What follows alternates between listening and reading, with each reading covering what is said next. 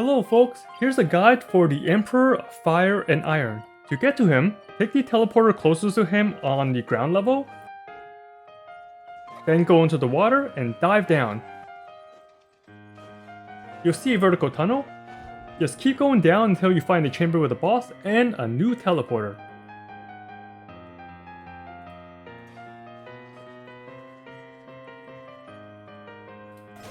And another thing about this boss, it is very resistant to fire. Here are my damage numbers for Bennett against a normal enemy, and you can see how different it looks when the boss is armored. The normal attack is about a third of the damage, and the fire attack is 1/5. When you break the boss's armor, the normal attack becomes pretty much the same, but the fire damage is still under 50%. So this boss has 50% fire resistance and normal on all the other elements. And since I mentioned breaking the boss, you can break it by reacting to it with Hydro, Electro, anything besides Pyro. Breaking its crown is also how you get the achievement. So bring any unit that can hit higher stuff with their abilities, or an archer to quickly break the crown. Now onto the fight. This boss does a sneak attack at the start, which is not very nice, but if you go to the side you can avoid it. It has a very generic leap attack with a big AoE indicator. You can run out of it or iframe through it like normal.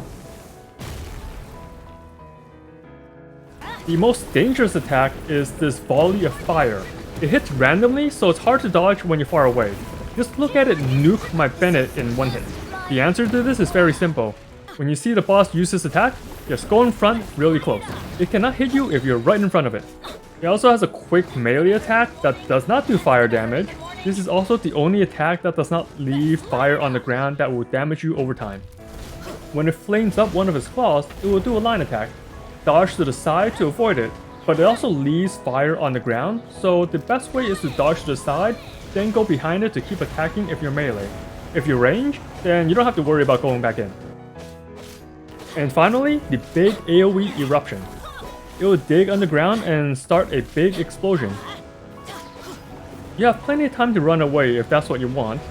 The big explosion is also a good chance to do good damage to the crown, so it's up to you how to handle it. It also leaves fire on the ground. I tried many times to iframe dash it and I was not able to. And the funny thing is, even if you use Albedo's elevator or Zhongli's pillar, you'll still get hit by the explosion.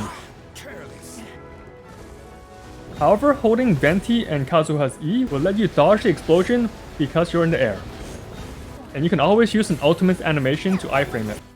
And after all that, the truth is this boss is actually pretty squishy. You can kill it pretty quickly with just about any team. So yeah, all that explanation on the attacks just so we can ignore it and unga bunga our way to victory.